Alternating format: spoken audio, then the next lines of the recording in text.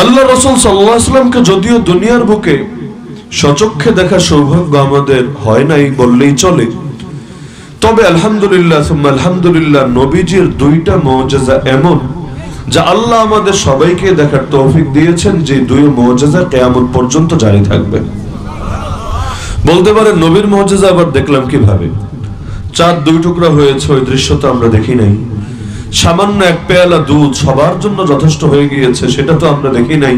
এক পেয়ালা দুধ হাদিয়া আসলো, সেটাও আবু হুরায়রা রাদিয়াল্লাহু আনহু হাতে দিয়ে নবী বললেন সবাইকে খাইয়ে দাও। আবু হুরায়রা নিজেও ক্ষুধার্ত, ক্ষুধার তাড়নায় আর সহ্যই হচ্ছে না। যখন নবী তার হাতে দুধ তুলে দিয়েছিলেন মনটা খুশি হয়েছিল, যাক একটু খাবার জুটেছে। কারণ দুধ একদিক থেকে খাবারও, একদিক থেকে পানিও। এটা খাবারের চাহিদাও মিটায়, পানির চাহিদাও মিটায়। তো তিনি দুধ পেয়ে মহা খুশি হয়েছিলেন, আলহামদুলিল্লাহ খাবারের ব্যবস্থা হয়েছে। তো নবী যখন বললেন সবাইরে খাওয়াও, সবাইরে খাইয়ে আনো, মনটা পুরোই খারাপ হয়ে গেল। এক পেয়ালা দুধ, এটা যদি আবার সবাইরে খাওয়ায়, চায়া চায়া দেখাই লাগবে, নিজের কপালে তো আর কিচ্ছু জমবে না। আল্লাহর কি কুদরত, খাওয়াতে শুরু করলো, তাও সামান্য না, প্রত্যেকে খাচ্ছে আর খাচ্ছে। খেতে খেতে এক পর্যায়ে যখন পারছে না আরেকজনকে দিচ্ছে, সে খাচ্ছে, সে খাচ্ছে, সে খাচ্ছে। আস্তে আস্তে আস্তে এখনো দেখে কি রে, এখনো দেখে দুধ বাকি আছে। মানুষ খেতে খেতে ক্লান্ত, দুধ বাকি আছে। নবী আবার তাকে বললেন আবু হুরায়রা তুমি খাও। তিনি খেলেন, একেবারে চাহিদা পূরণ করে খেললেন, নবীর দিকে দিলেন, বললেন আবার খাও। এখন পেটে জায়গা নেই, তারপরও খেলেন। তিনি বলেন খেতে খেতে গলা পর্যন্ত খেয়ে ফেললাম। অবশেষে নবীকে বললাম আর সম্ভব নেই ইয়া রাসূলুল্লাহ, এবার আপনি নেন। আল্লাহর কি কুদরত, পুরো মজমা খেলো, কিন্তু এক পেয়ালা দুধই দিয়ে সবার চাহিদা মিটে গেল। এগুলো তো আমাদের দেখা সৌভাগ্য হয় না। আরো কত কত মুজিজা, কত মুজিজার ঘটনা আপনারা ছোটবেলা থেকে শুনে আসছেন। তো এগুলো যদিও দেখতে পারি নাই, কিন্তু দুইটা মুজিজা আমরা দেখেছি, দেখছি, দেখতে থাকবো। শুধু আমরা না, আগামী প্রজন্ম দেখবে, কিয়ামত পর্যন্ত দেখতে থাকবে। দুই মুজিজার মধ্যে এক নম্বর হলো যেটা নবীজির সব মুজিজার শ্রেষ্ঠ মুজিজা, সেটার নাম আল কোরআন। যত নবীকে, যত রাসূলকে যত মুজিজা দেওয়া হয়েছে, সকল মুজিজার সর্বশ্রেষ্ঠ মুজিজার নাম এই কোরআন। হুয়াল্লাযী লা তানকাদি আজাইবুহু, যেই কোরআনের বিস্ময় এবং রহস্য কখনো শেষ হবে না, অসম্ভব না। কত তাফসীরকারও কোরআনের হাজার হাজার তাফসীর লিখে গেল, আজও পর্যন্ত তাফসীরের ভান্ডারে শেষ হচ্ছে না। আজও যারা লিখছে, এমন নিত্য নতুন কত রহস্যের ভান্ডার তাদের সামনে উন্মোচিত হচ্ছে, যেটা অতীতের লোকরা কল্পনা পর্যন্ত করতে পারে নাই। এই কোরআনের মুজিজা কিয়ামত পর্যন্ত থাকবে। ইন্না নাহনু নাযালনা যিকরা ওয়া ইন্না লাহু লাহাফিজুন। আল্লাহ বলেন আমি নাজিল করেছি কোরআন, আমি এর হেফাজত করব। কি নাজিল করেছেন? কোরআনের খালি শব্দ না, শব্দ নাজিল করেছেন আল্লাহ, কোরআনের মর্ম নাজিল করেছেন আল্লাহ। কোরআনের শব্দকে হেফাজত করবেন আল্লাহ, কোরআনের অর্থ, ব্যাখ্যা, মর্মকে হেফাজত করবেন আল্লাহ। সুম্মা ইন্না আলাইনা বায়ানা, কোরআনের ব্যাখ্যার দায়িত্ব নবীরও না, কোরআনের ব্যাখ্যার মূল দায়িত্ব আল্লাহ নিয়েছেন নিজে নিয়ে তারপর নবীকে শিক্ষা দিয়েছেন। আল্লামানি রাব্বি ফাহসানা তালিমি, এরপর নবী আল্লাহর থেকে শিখে শিখে এবার বান্দাদেরকেও শিক্ষা দিয়েছেন। লিতুবাইয়িনা লিন-নাসি মা নুযিলা ইলাইহিম। এজন্য কোরআনের পাশাপাশি যে শব্দটা আমরা বলি হাদিস এবং সুন্নাহ, এই হাদিস আর সুন্নাহ আলাদা কিছু না, এটা কোরআনের ব্যাখ্যা। লা ইলাহা ইল্লাল্লাহ পর্যন্ত যেতে হলে মুহাম্মাদুর রাসূলুল্লাহ কালেমার এই দুই নম্বর অংশটাকে তরিকা বানিয়ে যাওয়া লাগে। একইভাবে কোরআন বুঝতে চাইলে হাদিস নিয়েই তারে বোঝা লাগে। না হলে আকিমুস সালাত, নামাজ কায়েম করো, কেমনে করব? মাথায় তো ধরে না। এটা যত বিজ্ঞানী আছে সবাই মিলে বসে গবেষণা করে বের করার বিষয় না। নবী বলবেন উম্মার টেনশনের কিছু নাই, সাল্লু কামা রাআইতুমুনি উসাল্লি, আমাকে দেখো আমি কিভাবে নামাজ পড়ি, এভাবে পড়ো, ব্যাস এই আয়াতের উপর আমল হবে। তো একটা মুজিজা আল কোরআন, কিয়ামত পর্যন্ত সেটা থাকবে ইনশাআল্লাহ।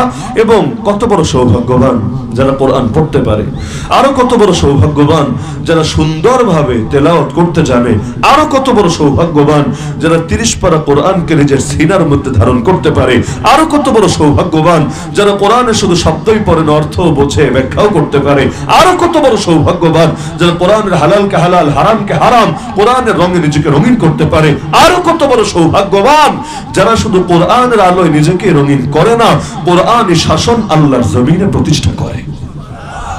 তো ধাপে ধাপে হক তো বহুত, এই একটা মুজিজা। দুই নম্বর মুজিজা হলো ওলিদের কারামত। যত ওলি আছে, ওলিদের হাতে যত কারামত প্রকাশ পাবে, এটাও নবীর মুজিজার অংশ। বলবেন নবীর মুজিজার অংশ ওলির কারামত হয় কিভাবে?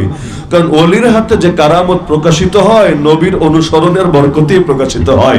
নবীকে অনুসরণ না করে কারো হাতে কখনোই কারামত প্রকাশিত হবে না। আর জাদু প্রকাশিত হতে পারে, সেটা ভিন্ন জিনিস। জাদু আলাদা জিনিস, কারামত আলাদা জিনিস। দাজ্জাল তো অলৌকিক অনেক কিছু দেখাবে, দেখাবে না? আসমানকে বলবে বৃষ্টি দিয়ে, দেখা যাবে মেঘ থেকে বৃষ্টি শুরু হয়েছে। জমিনকে বলবে ফসল বের কর, মুহূর্তের মধ্যে ফসল বের হয়ে আসবে। এগুলো তো অলৌকিক কাজ, কিন্তু এই অলৌকিক কাজকে কারামত বলে না, এটাকে জাদু বলে, জাদু। তাহলে অলৌকিক দেখলেই যে সেটাকে কারামত মানতে হবে এমন না। কারামত সেটাই হবে যে অলৌকিক ব্যাপার প্রকাশিত হবে এমন কারো থেকে যে আল্লাহ নবীকে অনুসরণ করে। হ্যাঁ, এখানে আরেকটা বিষয় স্পষ্ট রাখা ভালো, কারামত ভিন্ন জিনিস, কৌশল ভিন্ন জিনিস। কৌশল মানে কি? একটা উদাহরণ দিলে ভালো বুঝবেন। গ্রামে আগে অনেক সময়, হয়তো আপনাদের এদিকেও ছিল কিনা, সিংহ গ্রামে আমি জানি না, চোর ধরার জন্য চাল পোড়া খাওয়াতো। যাক মাশাআল্লাহ, মাথা নাড়ানো দেখেই বোঝা যাচ্ছে এলাকায় ছিল বা এখনো আছে। এখন সারা বাংলাদেশে এই ট্রেন্ড কম, প্রচলন কম। যেহেতু কম, এজন্য রহস্যটা প্রকাশ করি। প্রচলন বেশি থাকলে রহস্যটা প্রকাশ করতাম না। রহস্য হলো এই চাল খাইয়ে খাইয়ে আবার চোর কেমনে বের করে, এটা মূল কাহিনীটা কি? মূল কাহিনী এটা কোনো পীরের পিরালিও না, এটা কোনো দোয়া দুরুদের বিশেষ কোনো কারামত না। সবকিছুর মূল এটা হলো একটা টেকনিক, একটা কৌশল। বলবেন এটা টেকনিক আর একটা কৌশল কিভাবে? মনে করেন 10 জনকে সামনে বসালাম, যার মধ্যে একজনের দিকে আমার সন্দেহের তীর আছে, অভিযুক্ত যে এ হলো চোর হতে পারে, কিন্তু এভিডেন্স তো নাই, প্রমাণ তো নাই, ডাইরেক্ট ধরি কিভাবে? এখন সামনে আমি চাল দিব, এই চাল অমুক হুজুরের থেকে পড়াই এনেছি, এটা যে খাবে ও যদি আসলে চুরি করে গলার ভেতর থেকে রক্ত বের হবে, জায়গায় ছটফট করতে করতে মারা যাবে। আর যে আসলে চুরি করে নাই তার কিছু হবে না, এটা বলবো। বলার পর যখন তাদেরকে বলবো চাল খা, অনেক সময় এখানেই কাজ হবে। যে চুরি করেছে ও বলবে না না আমি আসলে কাজটা করেছি, আমার মরার দরকার নেই, এবারের মতো আমাকে মাফ করে দেন।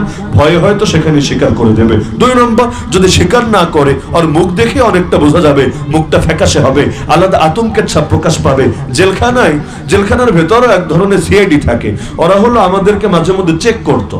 চেক মানে হলো বন্দীদের কাছে মোবাইল টোবাইল আছে কিনা, আরো ইত্যাদি ইত্যাদি, যেগুলো জেল আইনে সাংঘর্ষিক, এরকম কিছু আছে কিনা। তো প্রথম দিকে খেয়াল করতাম যে সিআইডি জমাদার বলে, মানে ওই সিআইডি দের মূল অফিসার যে আর কি, সিআইডি জমাদার এসে জিজ্ঞাসা করতো, এই তোর কাছে মোবাইল আছে? কথাটা বলি সঙ্গে সঙ্গে বুকের উপরে হাত রাখতো। প্রথমে বুঝতাম না কাহিনী কি, কথা জিজ্ঞাসা করছে তোর বুকে হাত রাখতে কে বলেছে, কাকতালীয় ব্যাপার না কিছু আছে। পরে বুঝলাম আরে কাহিনী তো অন্য জায়গায়। যখন জিজ্ঞাসা করছে তোর কাছে কি মোবাইল আছে, এতজনের মধ্যে তারে টার্গেট করে জিজ্ঞাসা করছে, এখান থেকেই তো তার ভেতরে ধুকধুক করা শুরু হবে। তো ভেতরে যখন ধুকধুক করা শুরু হবে, মুখ দিয়ে মিথ্যাই বলুক আর সত্যই বলুক, আর বুকে হাত রাখলেই তো ধুকধুক আওয়াজ টের পাবে। এরপর ঠাস ঠুস 2টা লাগালেই বলে দিবে স্যার এই যে মোবাইল আছে ওই জায়গায় লুকিয়ে রেখেছি। তো এখন আতঙ্কে চেহারায় প্রকাশ পাবে। এখন যদি বেশি প্রফেশনাল চোর হয়, যে আতঙ্কিত হয় না, চেহারাটাকেও ঠিকঠাক করে রাখে, কিন্তু এক জায়গায় ধরা খাবেই খাবে। সেটা কি? যখন এটা মুখে দিবে তারা চাবাতে শুরু করবে। আমরা যখনই যে কোনো জিনিস চাবাই, মনে করেন রুটি তো খেয়েছেন জীবনে, কম খান বেশি খান, রুটি মুখে দিয়ে কিছুক্ষণ চাবাবেন, দেখবেন কেমন আটার দলা ময়দার দলার মতো হয়ে গিয়েছে। তো শুকনা রুটিটা মুখে গিয়ে আটার দলা হলো কিভাবে?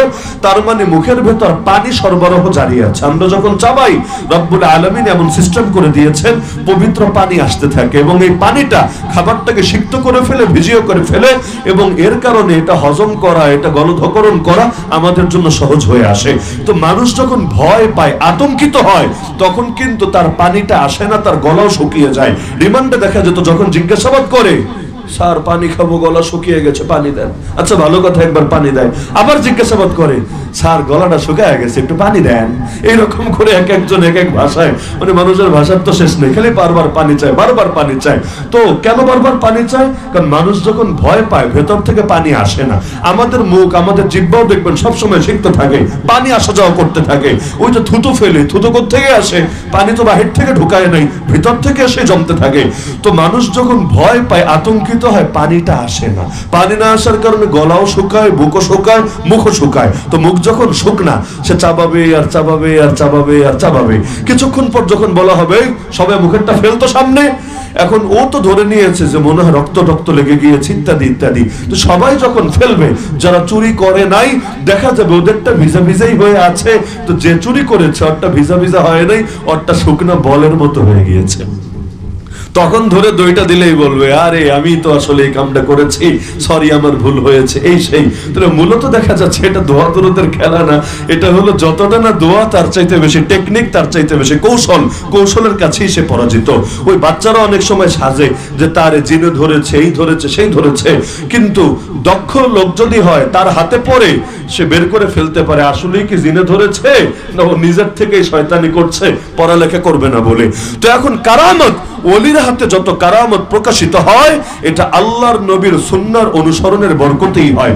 আর যে ব্যক্তির জীবনে সুন্নত নাই, ওর হাতে যদি অলৌকিক কোনো ব্যাপার প্রকাশিত হয় সেটাকে কারামত বলে না, সেটারে বলে ধান্দাবাজি, সেটারে বলে ভণ্ডামি, সেটারে বলে জাদু, সেটারে বলে ম্যাজিক, সেটারে বলে ভিন্ন কিছু। তো এখন প্রশ্ন হলো ওলি কারে বলে? এটা তো ভালো মতো বুঝলাম যে ওলির হাতে কারামত প্রকাশিত হয় এবং এই কারামত নবীর মুজিজার অংশ, কিয়ামত পর্যন্ত থাকবে। ওলি বলে কারে? নিজের নাম ওলি রাখলে তারে ওলি বলে, তাই না? বৃক্ষ তোমার নাম কি, ফলে পরিচয়। নাম, আমাদের তো নামের ডিগ্রির অভাব নাই। ভণ্ডপীর এমনও আছে বাংলাদেশে, নাম লিখতে মাশাআল্লাহ 5 লাইন ডিগ্রি লাগে, উপরে এতগুলা নিচে এতগুলা, মানে হঠাৎ করে সাধারণ মানুষ নাম পড়লে খুঁজেই পায় না আসলে কোনটা নাম আর কোনটা ডিগ্রি, মানে এতগুলোর মধ্যে মূল নাম কোনটা মাথায় ধরতেই চায় না। হয় না কি হয় না? অপরদিকে আবু বকর রাদিয়াল্লাহু আনহু নামের আগে কি কি ডিগ্রি বলেন বলেন দেখি। সর্বোচ্চ কেউ হযরত বলে, হযরত আবু বকর, আর কেউ সাইয়্যিদুনা আবু বকর সিদ্দিক রাদিয়াল্লাহু আনহু বলে। শেষ নামের আগে শাইখুল হাদিস, আল্লামা, মুফতি আজম, পীরানে পীর, দস্তগীর, গাউসে আজম, কুতুবে পাক, কিছু বলা লাগে না। খালি যখন বলে সাইয়্যিদুনা আবু বকর সিদ্দিক রাদিয়াল্লাহু আনহু, আল্লাহর কসম ওই এক রাদিয়াল্লাহু আনহু এক সাহাবী, এই শব্দের মধ্যে এমন এক সম্মান আছে, এক ইজ্জত আছে, আরে হাজার হাজার ডিগ্রি লাগালেও যে ইজ্জতের ধারে কাছেও যাবে না। এমনি একটা নিয়ম হলো খালি কলসি কম বাজে, তাই না? খালি কলসি বেশি বাজে আর ভরা কলসি কম বাজে। যে যত ভণ্ড সে তত সুন্দর সুন্দর নামের ব্যবসা বেশি করে। এই জন্য বাংলাদেশে দেখবেন ভণ্ডদের লকবের সচরাচর শেষ থাকে না। তো ওলি কারা চেনা দরকার নাকি দরকার না? তো যেই আয়াত আমি খুতবার মধ্যে পড়েছি রব্বুল আলামিন নিজেই চিনিয়ে দিয়েছেন এই আয়াতে ওলি কারা। তবে ওলির পরিচয় চেনার আগে ওলি শব্দের মূল অর্থটা বুঝে নেন আগে। ওলি বলতে আমরা এক শব্দে অর্থ করি বন্ধু, তবে ওলি এই ওয়াও লাম ইয়া, ওয়াও লাম ইয়া, আরবিতে এই যে 3টা অক্ষর, একটা ওয়াও আর একটা লাম আর একটা ইয়া, এই 3 অক্ষর এই মূল ধাতু যেখানে পাওয়া যায় সেখানের মূল অর্থ হলো নৈকট্য। নৈকট্য, তাহলে ওলি বলে কারে? যে নৈকট্য পেয়েছে। কার নৈকট্য? আরে কার নৈকট্য? আল্লাহর নৈকট্য। মুমিন হয় আল্লাহর নৈকট্য প্রাপ্ত এবং আল্লাহ মুমিনকে তার নৈকট্য প্রাপ্ত বানিয়ে নেন। আল্লাহু ওয়ালিউল্লাযিনা আমানু। আর যে ব্যক্তি আল্লাহর নৈকট্য প্রাপ্ত হয় না তাকে কোশ্চিনকালে ওলি বলা যায় না। নৈকট্য এমন একটা জিনিস যার সমতুল্য কোনো নেয়ামত হতেই পারে না। ফেরাউনের জাদুঘরদের ঘটনা সবাই জানেন না? বিভিন্ন এলাকা থেকে ফেরাউন জাদুঘর ভাড়া করে আনলো। মনে করেন কোন জাদুঘর লাখাইয়ের, কেউ বানিয়াচংয়ের, কেউ আজমিরের, কেউ চুনারুঘাটের, কেউ শায়েস্তাগঞ্জের, বহু এলাকা থেকে খুঁজে খুঁজে আনলো। কেন? নবী মুসাকে হারাবে বলে। এই জামানায় যেমন বুদ্ধিজীবীদের কদর, জ্ঞানীদের কদর, দার্শনিকদের কদর, ওই জামানায় ছিল জাদুঘরদের কদর। ওই জাদুঘররাই ছিল ওই সময়ের মুরগি চোরা, ওই সময়ের কালামানিক, ওই সময়ের এই টাইপের লোকেরা আর কি। এদেরকে এনে হাজির করেছে নবী মুসা আলাইহিস সালামকে হারাবে বলে। এখন জাদুঘররা এসেই তো আর হারাতে শুরু করবে না, প্রথমে তো দামাদামি করবে যে আমরা যদি জিতি কি দিবা, আর যদি হারি তাহলে মাইটের দিবা কিনা আগে ক্লিয়ার করো। প্রথমে জিজ্ঞাসা করলো জিতলে কি দিবা? ফেরাউন এটাও বললো না নারী দেব, গাড়ি দেব, বাড়ি দেব, এই দেব, সেই দেব। ফেরাউন এক বাক্যে বললো ইন্নাকুম ইদাল লামিনাল মুকাররাবিন, যদি জিততে পারো তোমাদেরকে আমার নৈকট্য প্রাপ্ত বানিয়ে নেব। কি বললো? নৈকট্য প্রাপ্ত বানিয়ে নেব। গাড়ি বাড়ি প্লট কোনো কিছুর কথা না, নৈকট্য প্রাপ্তের কথা। আপনি বলতে পারেন কেন টাকা পয়সার কথা না বলে নৈকট্যের কথা কেন বললো? বুঝতে চাইলে ছোট্ট একটা ঘটনা বলি উদাহরণ হিসাবে। এক বাদশার অনেকগুলো দাসী ছিল। দাসী বুঝেন তো? এখন নাই এগুলো, এক সময় ছিল। অনেকগুলো বাদী, অনেকগুলো দাসী ছিল। সবগুলো দাসীর মধ্যে একটা দাসীকে একটু বেশি ভালোবাসতো। তো সব বেডির মধ্যে একটারা যদি বেশি ভালোবাসে, বাকি বেডিগুলোর খুব ভালো লাগবে না নাকি জ্বলবে? তো তাদেরও জ্বলতো, তারা নিন্দা করতো, হায় রে কাহিনীটা কি, আমরা এত সুন্দরী, এত রূপসী, এত এই এত সেই, কিন্তু বাদশাহ আমাদেরকে এত মহব্বত না করে এরে কেন মহব্বত করে? ও তো শাকচুন্নি, ও তো ডাইনি, ও তো এই, ও তো সেই, ওর দিকে এত নজর কিসের জন্য? মাথায় ধরতো না। এখন কেউ বলতো মনে হয় বাদশারে বান মেরেছে, কেউ বলতো মনে হয় তাবিজ করেছে, ইত্যাদি ইত্যাদি। তো গোপন কথা গোপন থাকে না। বাদশার কানে চলে আসলো, দাসীদের মধ্যে এই টাইপের আলোচনা হচ্ছে। তো বাদশাহ ভাবলো ওদেরকে বুঝাইয়া দিব হাতে কলমে, মুখ দিয়া না, হাতে কলমে, যাতে আর কোনো সন্দেহ না থাকে। একদিন সব দাসীকে এনে জমা করলো, তাদেরকে জিজ্ঞাসা করলো, তোমরা কে কি চাও স্পষ্ট বলো, যে যা চাইবা চাইতে দেরি, আমি দিতে দেরি হবে না, যদি আমার সাধ্যে থাকে। সাধ্যের বাইরে কিছু চাইও না। সাধ্যের বাইরে মানে যদি বলে 4টা এনে দাও, মঙ্গল গ্রহে পাঠাইয়া দাও, এগুলো তো আর পারবে না। কিন্তু সাধ্যে যা আছে বলতে দেরি, তোমাদের দিতে দেরি হবে না। তাহলে এরা তো মহা খুশি যে আলাদিনের চেরাগ পেয়ে গিয়েছে সামনে। এখন যার যেটা স্বপ্ন আছে বলতে শুরু করেছে। প্রত্যেকেরই টুকটাক স্বপ্ন থাকে। এই জামানায় ছেলেদেরকে অফার দিলে কেউ বলতো হুজুর আইফোন 16 প্রো ম্যাক্স একটা হলেই চলবে, আর কিছু লাগবে না। অন্য কেউ বলতো হুজুর একটা রয়্যাল এনফিল্ড দিলেই চলবে, আর কিছু লাগবে না। এক একজন এক একটা বলতো। তো ওই মাইয়া মানুষ, ওদের তো আর ওই জামানার মহিলা, ওদের তো আর এগুলোর দরকার নাই, ওদের যা দরকার তা বলতে শুরু করলো। কেউ বললো অমুক বাড়িটা লাগবে, কেউ বললো অমুক বাগানটা লাগবে, কেউ বললো আমার এতগুলো স্বর্ণ লাগবে, কেউ বললো আমার অমুক হীরার টুকরাটা লাগবে। যে যা বলছে বাদশা সবাইকে তা দিচ্ছে। সিরিয়ালে আসতে আসতে আসতে সবার শেষে ওই দাসের সিরিয়াল আসলো যাকে সবাই হিংসা করে, ঈর্ষা করে। বাদশা তাকে জিজ্ঞাসা করলো তোমার কি লাগবে? সেই দাসী কিছু বলে না, চুপ করে আছে। বাদশা বলছে বলো তোমার কি লাগবে? বাদশা জাহাপানা আমার ভয় হচ্ছে, আমি যদি আমার কি লাগবে এটা বলি আপনি রাগ করতে পারেন। বাদশা অবাক হয়ে গেল, এতজন এত কিছু চাইলো, সবাইরে দিলাম, কারো ব্যাপারে রাগ করলাম না, তোমার ব্যাপারে কেন রাগ করব? তোমার প্রতি কি আমার শত্রুতা আছে নাকি, হিংসা বিদ্বেষ আছে নাকি? মোটেও রাগ করবো না, তুমি বলো। এবার দাসী বলল, না বাদশা, ওদের চাওয়ার আমার চাওয়াটা একটু আলাদা, আমি ভিন্ন কিছু চাইবো, আশঙ্কা আছে, রাগ করতে পারবেন।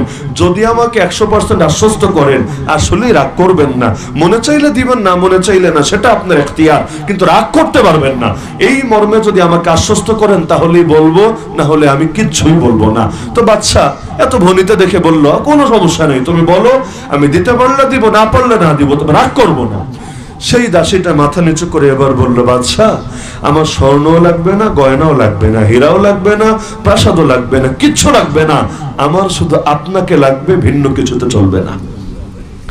অন্য দাসীগুলা জিব্বায় কামড় দিল। এরা বুঝলো কাহিনী তো হয়ে গেছে। কাহিনী হলো, আরে যে সোনা পেয়েছে শুধুই সোনা, যে হীরা পেয়েছে শুধুই হীরা, যে বাগান পেয়েছে শুধুই বাগান, আর যে বাদশাকে পেয়েছে সে তো সবই পেয়ে গেছে। মানলাহুল মাওলা ফালাহুল কুল। আমাদের বুজুর্গরা বলতেন, আরে মাওলা যার হয়ে যায় সবই তার হয়ে যায়। শামসুল্লাহ ফরিদপুর রহমতুল্লাহ আলাইহি বলতেন, আরে যদি এমন হয় তুমি এক আল্লাহকে পেয়েছো, দুনিয়ার কিচ্ছু পাও নাই, বিশ্বাস করো তুমি সবই পেয়েছো, কিচ্ছু বাকি নাই। আর যদি এমন হয় গোটা দুনিয়ার সব পেয়েছো, আল্লাহকে পাও নাই, বাস্তবে তুমি কিছুই পাও নাই, কিছুই পাও নাই। দুনিয়াতে মনে করেন কেউ পেল গাছের ফল, কেউ ফুল, কেউ পাতা, কেউ ডাল, আর কেউ পেয়ে গেল পুরো গাছটা। তো লাভবান কে? যে পুরোটা পেয়েছে সেই তো। এজন্য নৈকট্য এমন একটা জিনিস যার সমতুল্য কোনো জিনিসই হয় না। যে আল্লাহকে পেয়ে গেল, আল্লাহর নৈকট্য পেয়ে গেল, আর তার টাকাও লাগে না, পয়সাও লাগে না, কিছু লাগে না। এক যুদ্ধের পর দেখা গেল আল্লাহ নবী সাল্লাল্লাহু আলাইহি সাল্লাম যুদ্ধের লব্ধ সম্পদ গনিমত ভাগ করছেন, কিন্তু তিনি যাদের সঙ্গে থাকেন ওই সাহাবীদেরকে না দিয়ে অন্যান্য মানুষকে, কাউকে উট, কাউরে দুম্বা, কাউরে এটা, কাউরে সেটা, সবাইরে দিয়ে দিচ্ছেন। তাদের তো মন্ডন খারাপ, আরে কি ব্যাপার, নবীর কাছে থাকি, নবীর খেদমত করি, আমাদের না বেশি দিবে, কিন্তু আমাদের না দিয়ে সব অন্য এলাকায় দিয়েছে। যদি এমন হয় লাখাইয়ের নেতা লাখাইতে কাম না করে আজমিরিতে কাম করে, শায়েস্তায় কাম করে, অমুক জায়গায় তমুক জায়গায় কাম করে, আপনাদের কষ্ট লাগবে না? কাহিনী কি? আমাদের এলাকার নেতা হয়ে আমাদের সাথে গাদ্দারি করে, বৈষম্য করে, অন্য জায়গায় দেয়, আমাদের দেয় না, তাদেরও কষ্ট লাগলো, টুকটাক কথাবার্তা হলো। আল্লাহ নবী তাদেরকে এনে জিজ্ঞাসা করলেন একটা প্রশ্ন, তোমরা আমাকে বলো, দুনিয়ার লোকেরা বাড়িতে যাবে, কেউ উট নিয়ে, কেউ ঘোড়া নিয়ে, কেউ বকরি নিয়ে, কেউ তুম্বা নিয়ে, তোমরা তোমাদের বাড়িতে ফিরবে মুহাম্মদুর রাসূলুল্লাহকে নিয়ে, বলো তোমরা কি এই নেয়ামত পেয়ে সন্তুষ্ট না, নাকি এর বিনিময়ে তোমরা ওই নেয়ামতগুলো চাও ক্লিয়ার করো? তারা বলল আল্লাহর রাসূলকে পেয়ে আমরা সন্তুষ্ট, আর দ্বিতীয় কিছুই চাই না। নৈকট্য এমন একটা জিনিস যা সমতুল্য কিছু হয় না। ওলি তারই বলে যে আল্লাহর নৈকট্যে থাকে। এখন আল্লাহর নৈকট্যে কিভাবে থাকবে? শারীরিক বিবেচনায় তো নৈকট্য আল্লাহর ক্ষেত্রে সম্ভব না। যেমন ধরেন সামনে যারা বসেছেন এরা আমার একটু বেশি নিকটে আছেন, পেছনে যারা বসেছে তাদের চাইতে, এটা তো আমাদের বিবেচনা। আল্লাহর ক্ষেত্রে কি এরকম বিবেচনা চলবে? তাহলে তো পাহাড়ের আগায় যে উঠবে সে আল্লাহর বেশি নিকটে, আর পাহাড়ের নিচে যে আছে সে আল্লাহর থেকে দূরে। এইরকম বিবেচনা কি আল্লাহর ক্ষেত্রে চলে? আল্লাহ তাআলার ক্ষেত্রে শারীরিক নৈকট্য, দৈহিক নৈকট্য, স্থানগত নৈকট্য এগুলো তো কল্পনা করা সম্ভব না, কারণ আল্লাহ তাআলা এগুলোর ঊর্ধ্বে। তার নৈকট্য মানে কি? নৈকট্য মানে হলো যে সদা সর্বদা আল্লাহর স্মরণে, আল্লাহর মারিফতের নূরে, আল্লাহর জিকিরে ডুবে থাকে, তাকে আল্লাহ নৈকট্য প্রাপ্ত বলে। যেমনটা হাদিসে বলা হয়েছে যে বান্দা নফল ইবাদত করতে করতে করতে ওয়ালা ইয়াজালু আবদি ইয়াতাকাররাবু ইলাইয়া বিন নওয়াফিল, আমার এতটা নিকটে চলে আসে হাত্তা উহিব্বা, এক পর্যায়ে আমি বান্দাকে ভালোবেসে ফেলি। কেমন ভালোবাসি?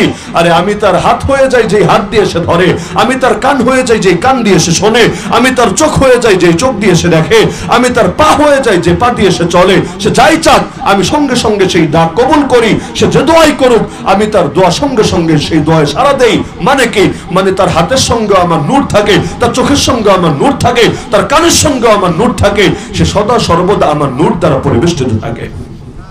কারণ বান্দা আল্লাহর স্মরণে ডুবে থাকলে আল্লাহ তো বান্দাকে স্মরণ করতে থাকেন। হাদিসে আছে আনা ইনদা যান্নি আবদি বি, আরে বান্দা আমার ব্যাপারে যেমন ধারণা রাখে আমিও তার সঙ্গে তেমন আচরণ করি। ওয়া আনা মাহু ইযা যাকারানি, সে যখনই আমাকে স্মরণ করে আমি তার সঙ্গে সঙ্গে থাকি। সুবহানাল্লাহ।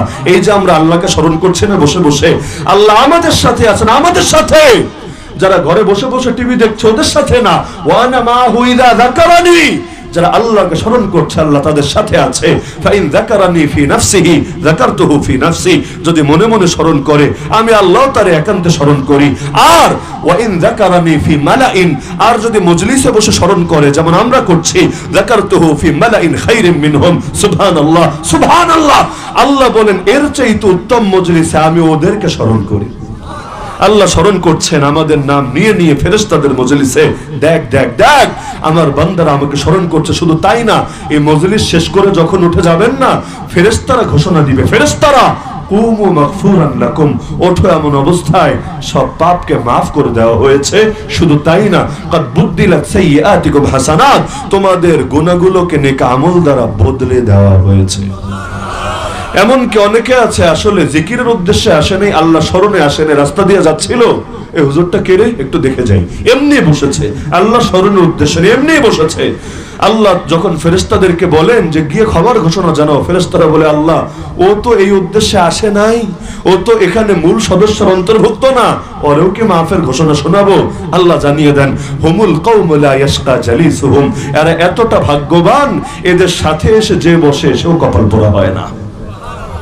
তাহলে ওলি হতে চাইলে আল্লাহর স্মরণে ডুবে থাকতে হবে সদা সর্বদা।